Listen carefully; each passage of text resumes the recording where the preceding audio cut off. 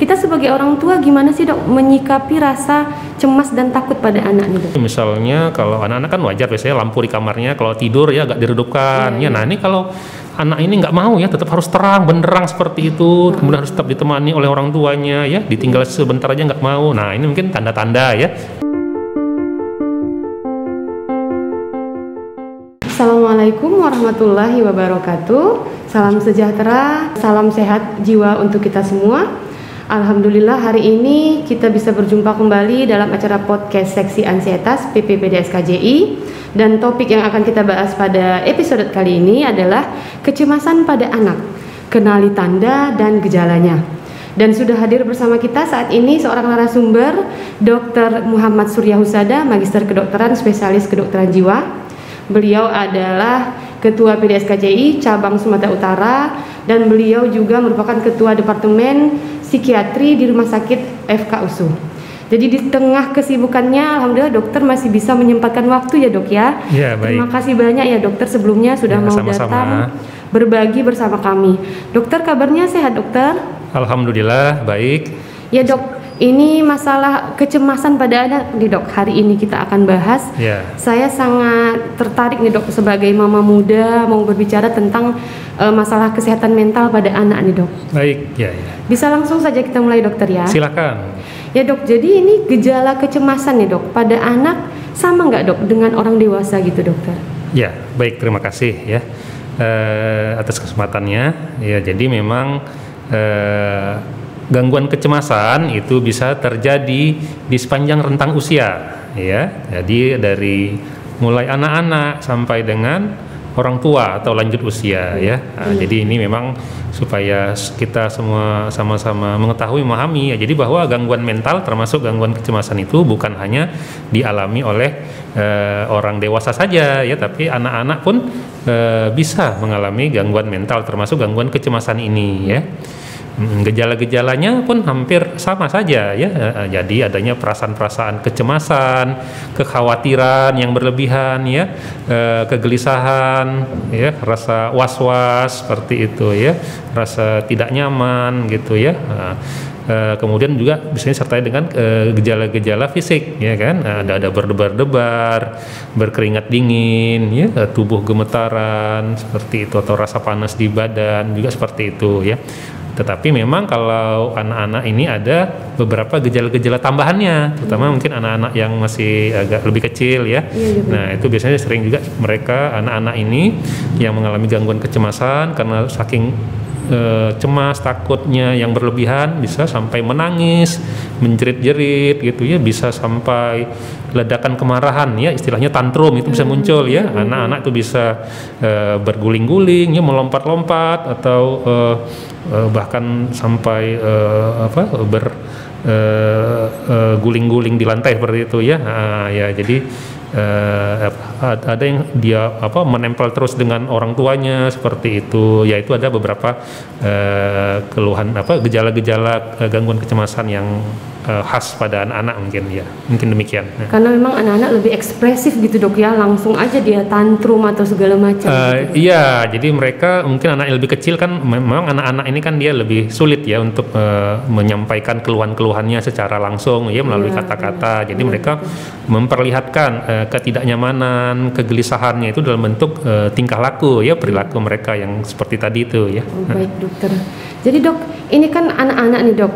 Jadi kan pasti banyak hal nih dok yang dicemaskannya, takut gelap lah, takut ditinggalin, atau takut jumpa dengan orang banyak, orang baru gitu dok. Kita sebagai orang tua gimana sih dok menyikapi rasa cemas dan takut pada anak nih dok? Ya baik, baik ya, bagus sekali pertanyaannya. Jadi memang rasa takut ya itu adalah bagian dari emosi yang normal ya, dan memang pada anak-anak mereka ini memang memiliki rasa takut yang agak berlebihan ya, dan ini memang bagian yang normal dari proses tumbuh kembang anak-anak ya. Jadi anak-anak, semua anak kecil ya, biasanya anak balita itu kan sesuai dengan proses tumbuh kembang mereka ya, mereka itu memiliki seperti fantasi atau hayalan ya, bahwa itu yang membuat rasa cemas, rasa takut mereka itu berkembang ya menjadi sesuatu yang lebih besar seperti itu ya.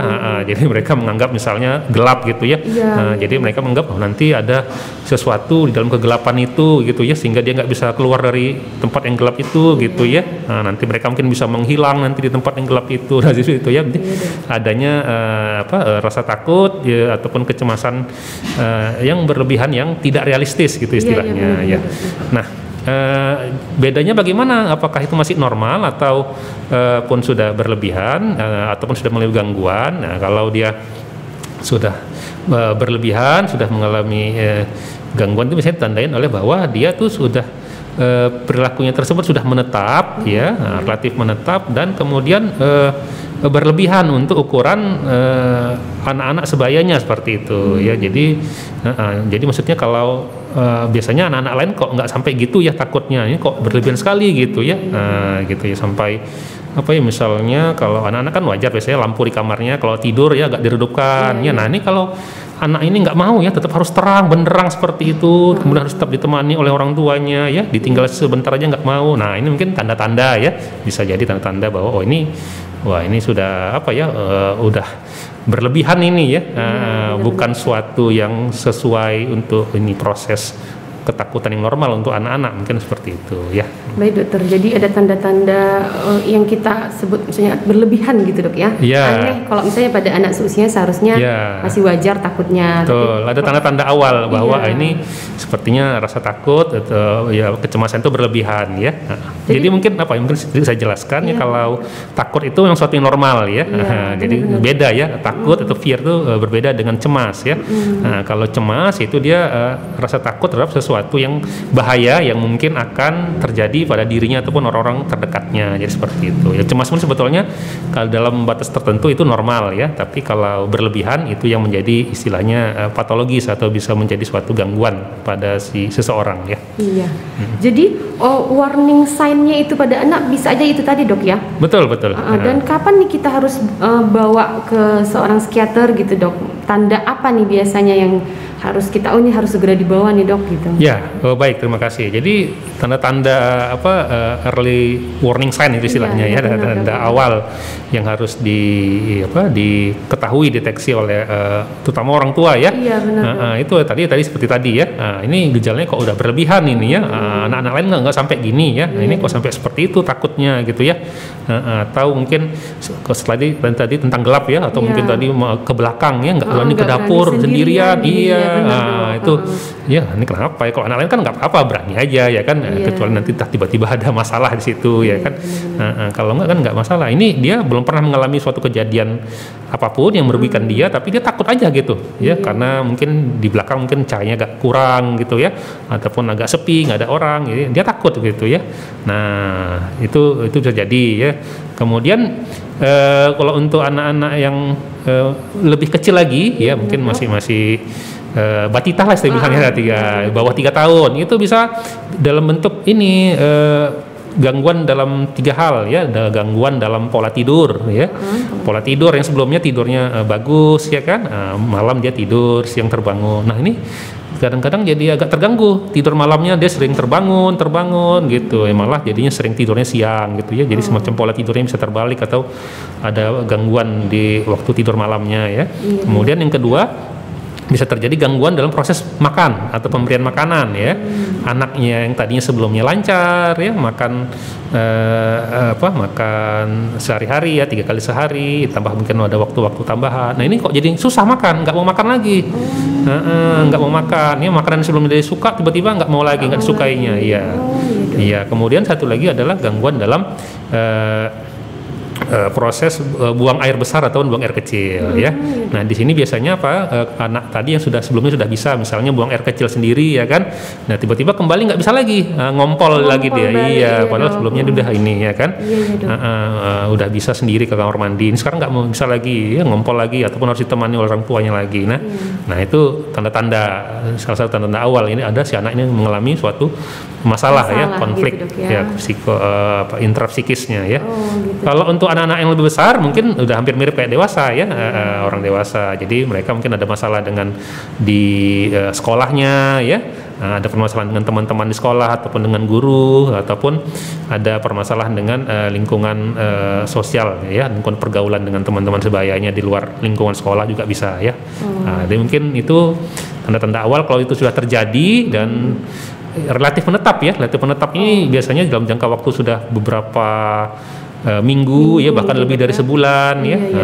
Nah ini mungkin ya salah tanda mungkin sebaiknya anak ini segera dibawa konsultasi ya ke psikiater atau ke psikolog bisa ya. Jadi jangan takut ya. Jadi dianggap psikiater yang dibawa ke psikiater tuh wah udah pasti anaknya anak-anak itu wah ini udah anak yang sudah mengalami mohon maaf seperti gila seperti itu. Enggak ya. Enggak. Jadi psikiater itu enggak hanya menangani kondisi ya itu kan kondisi gangguan jiwa yang berat ya. Tapi ada juga memang kondisi-kondisi seperti gangguan kecemasan ini ya, yang di luar daripada kondisi gangguan jiwa berat seperti yang tadi seperti itu ya. Iya, memang itu yang harus kita galakkan Dok ya. Jangan stigma di masyarakat kalau udah gila, maaf tanda kutip Dok baru dibawa ke psikiater. Betul. Padahal seperti yang dokter katakan, ada warning sign bisa langsung dibawa gitu Betul, dokter. Ya. Jadi gangguan mental itu banyak beragam ya, mulai dari yang ringan sampai yang berat ya. Jadi gitu ya. Jadi contohnya gangguan ringan itu seperti apa? Gangguan tidur ya. Insomnia itu sebetulnya sudah termasuk dalam gangguan kejiwaan dan itu bisa dikonsultasikan ya ke psikiater ataupun ke psikolog ya. Jadi jangan menganggap bahwa ke psikiater tuh harus sudah orang yang mohon maaf tanda petik gila tadi ya. Atau itu istilah sekarang tuh ODGJ ya, orang dengan gangguan jiwa yang berat itu ya. Jadi tidak seperti itu. Baik dokter, ini menarik sekali nih Dok.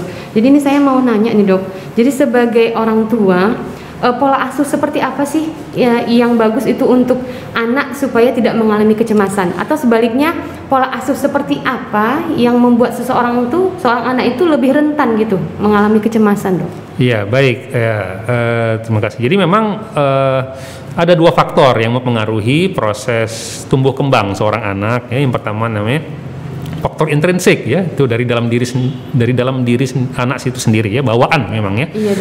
Yang kedua adalah faktor ekstrinsik namanya ya. Faktor ekstrinsik inilah faktor dari luar ya. Nah, inilah yang sering disebut sebagai faktor pengasuhan ya. Faktor pengasuhan dari tentu biasanya dari kedua orang tuanya ya.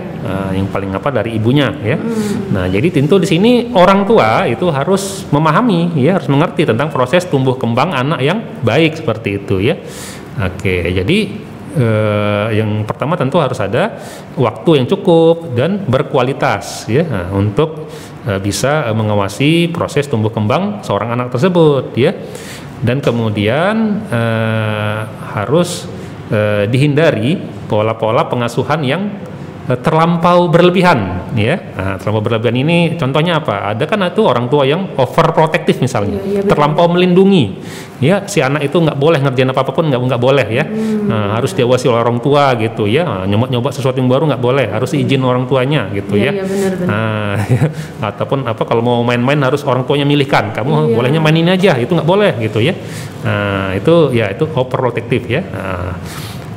Tapi juga nggak boleh juga kebalikannya ya, yang ekstrim nggak boleh, terlampau dibiarkan juga nggak boleh ya. Dibiarkan ya udah kamu bebas aja mau main apa aja gitu ya, terserah ya.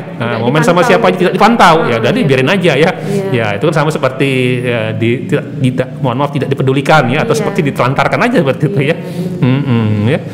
Nah, itu juga tidak boleh, tidak bagus ya. Jadi ya memang harus seimbang dia ya, seimbang, kemudian demokratis ya. Jadi memang dibiarkan anak itu memang eksplorasi ya semua supaya semakin bertambah pengetahuan dia, keterampilan dia. Tapi tentu harus ada pengawasan, bimbingan, arahan dari kita ya. Kalau ada hal-hal yang salah ya, yang dilakukan si anak ya, kita lakukan teguran gitu ya, kita beritahu bahwa hal tersebut jelek. Jadi sekalian di situ kita berikan istilahnya inkorporasi ya, penanaman nilai-nilai moral yang baik kepada diri si anak situ ya, mana yang hal-hal yang baik, mana yang jelek ya. Itu istilahnya itu adalah pembentukan super ego pada diri si anak ya, yang nantinya bisa membuat si anak akan berkembang kepribadiannya secara optimal seperti itu ya. Jadi mungkin kira-kira demikian lah. Jadi yang pertama sih harus pandai-pandai memahami ya. Dan yang agak sulit sih sepertinya apalagi kalau orang-orang tua yang masih muda usia mungkin ini ya, terbawa dengan emosinya. Itu harus menjaga emosi kan kadang ya.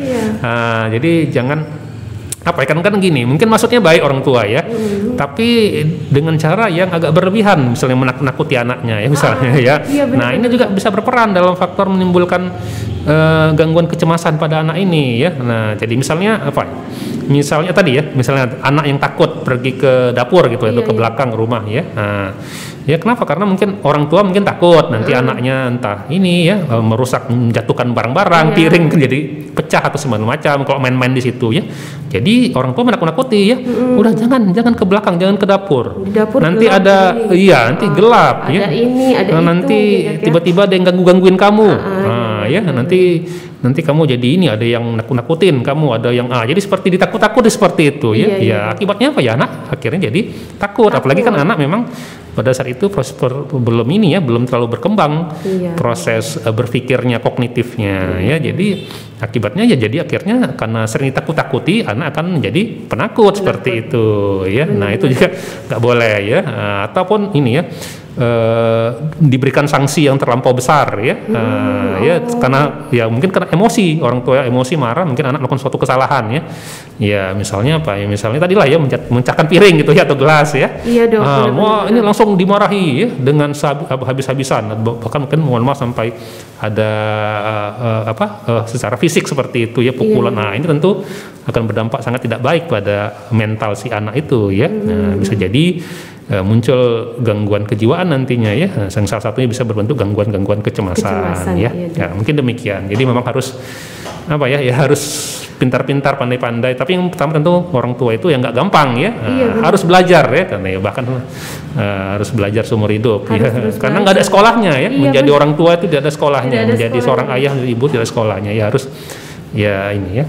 Kita harus belajar gitu dok. Aktif, harus aktif sendiri mencari tahu bagaimana cara menjadi menjadi orang tua yang baik seperti itu ya, yang memahami bagaimana proses tumbuh kembang yang optimal bagi seorang anak ya, mungkin demikian. Iya, sambil mendampingi kita tetap terus untuk belajar gitu dok. Betul, ya tidak ada habisnya itu ya, belajar menjadi seorang orang tua. Iya, benar banget dokter. Jadi tadi dokter sebutkan ada faktor ekstrinsik, ada faktor intrinsik. Jadi faktor intrinsik nih dokter, apa ada faktor genetik nih dok? Misal nih orang tua dulunya pernah mengalami kecemasan nih dok. Terus si anak bisa aja lebih rentan, lebih resiko untuk mengalami kecemasan gitu. Iya, betul sekali. Ya, jadi memang faktor genetik itu ada ya. Hampir semua gangguan mental itu ada faktor genetik, risiko faktor genetiknya ya. Walaupun berbeda-beda tingkat pengaruhnya seperti itu gitu, ya. Iya. Jadi ini bisa secara faktor genetik di sini selain secara murni dari secara genetik, dia juga bisa secara dari faktor tadi juga pengasuhan ya. Nah, dari faktor genetik itu sendiri ada saya baca itu ada bahwa orang tua yang pernah mengalami gangguan kecemasan sebelumnya itu akan sampai dengan 3 kali lipat ya, itu akan lebih besar risikonya memiliki anak juga yang akan mengalami gangguan kecemasan juga gitu ya. Gangguan kecemasan juga bisa ya pada anak-anak ya. Jadi seperti itu ya, jadi memang ada faktor risikonya. Kemudian anak-anak yang dilahirkan dari orang tua yang pernah mengalami gangguan kecemasan ya, atau yang memiliki karakteristik sifat-sifat pencemas itu bisa mereka kan anak-anak kan belajar ya, belajar meniru, mengidentifikasi diri pada orang dewasa yang terdekat dengan dia. Siapa orang dewasa terdekat dengan dia? Orang tuanya ya. Nah, jadi perilaku itu bisa ditiru oleh anak-anaknya ya. Nah, jadi kalau di sini orang tuanya memiliki sifat pencemas, cepet-cepet takut sama sesuatu, apapun hal takut gitu ya. Nanti mau ngomong apa nanti gimana kalau gini-gini gitu ya. Orang tuanya suka seperti itu. Nah, anak-anaknya pun bisa meniru perilaku itu gitu ya. Nah, ada proses istilahnya itu modeling ya, jadi peniruan identifikasi juga ya itu ya, peniruan perilaku anak terhadap orang tuanya. Jadi itu juga bisa ya. Jadi memang itu semakin menambah besar risiko anak-anak mereka akan mengalami gangguan kecemasan juga ya. Iya dok. Jadi ini dokter memang orang tua ini berperan besar nih dokter ya. Betul. Untuk tumbuh kembang juga Iya. untuk kesehatan mental si anak nih dokter. Untuk mencegah supaya jangan sampai terjadi gangguan mental pada diri si anak, termasuk gangguan kecemasan tadi ya. Baik dokter, ini seru sekali dokter perbincangan kita pada hari ini. Banyak sekali sebenarnya yang mau saya tanyakan lagi nih dok. Tapi dokter karena memang berhubung ada waktu juga nih kita dok. Ada ini nggak dokter statement terakhir dokter untuk para pendengar podcast kita dok? Ya, mungkin bisa disampaikan. Ya baik, pesan-pesan seperti itu ya. Baik ya. Jadi ada beberapa ya pesan-pesan yang mungkin juga bisa jadi semacam simpulan ya dari apa kita ini ya. Bincang-bincang kita ini. Jadi bahwa yang pertama, gangguan kecemasan itu bisa terjadi pada siapa saja ya, termasuk pada anak-anak ya. Yang kedua, orang tua sangat berperan besar sekali ya dalam mencegah ya supaya jangan sampai muncul gangguan kecemasan pada si anak ya. Ataupun bagaimana kalau sudah terjadi pada diri anak mereka, itu bagaimana supaya secepat mungkin mendeteksi keadaan tersebut sedini mungkin supaya dapat segera dilakukan penatalasarnaan ya, karena sama ya seperti pada semua gangguan ataupun seperti pada semua penyakit ya, kalau suatu penatalasarnaan diberikan sedini mungkin itu biasanya hasilnya akan jauh lebih baik daripada kalau sudah berlarut-larut ya. Dan yang ketiga mungkin ya sehubungan dengan itu ya kepada para orang tua itu juga mungkin pesan saya bahwa mari terus belajar ya supaya memahami ya bagaimana proses tumbuh kembang anak yang baik ya, istilahnya itu apa, parenting ya, bagaimana supaya kita bisa belajar ilmu parenting dengan baik ya, supaya anak-anak kita ya bukan hanya terhindar dari gangguan-gangguan mental termasuk gangguan kecemasan ini ya, tapi juga bisa tumbuh kembangnya secara optimal seperti itu ya, sehingga nanti setelah dewasa dia akan bisa menjadi apa istilahnya manusia yang berkualitas lah seperti itu ya. Manusia yang baik, berkualitas dan bisa produktif gitu dok. Betul ya, itu ya sehat jiwa istilahnya betul ya. Jadi orang yang sehat jiwa itu betul ya. Jadi teringat orang sehat jiwa itu dia bukan hanya terbebas dari gangguan-gangguan kejiwaan ya, tapi dia juga bisa produktif, mandiri dan bisa memberikan kontribusi kepada lingkungan sekitarnya katanya. Nah itulah ya, jadi seorang yang individu yang sehat jiwanya seperti itu ya katanya menurut undang-undangnya, undang-undang kesehatan jiwa ya. Baik dokter, ini dok, jadi kan masih banyak sekali nih yang mungkin para pendengar juga mau tanyakan atau jadi nanti kalau misalnya dok, kita kemana bisa konsultasi sama dokter, jumpanya di mana nih dokter ya? Praktek dokter di mana gitu, biar kita ada mungkin pendengar yang mau mau langsung konsultasi dengan dokter Surya, kita kemana dok datangnya dok? Oh ya baik, baik terima kasih ya, boleh ya silahkan kalau ada yang mau konsultasi ya, tertarik ya, mungkin ada anggota keluarga atau teman-teman terdekat yang perlu mengetahui lebih lanjut tentang suatu kondisi masalah kejiwaan, yaitu kalau mau dengan saya boleh, itu saya prakteknya di Rumah Sakit USU ya, Rumah Sakit Pendidikan Universitas Sumatera Utara ya, di depan kampus Fakultas Kedokteran ya, dan satu lagi di Rumah Sakit Umum Pusat Haji Adam Malik Medan ya. Silakan di bagian poliklinik psikiatrinya ya.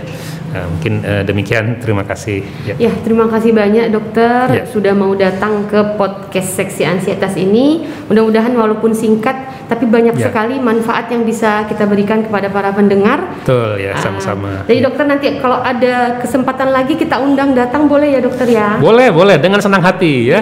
Saya pun senang, merasa senang, gembira juga bisa berbagi ilmu dan berbagi informasi kepada kita semuanya. Terima kasih dokter sebelumnya.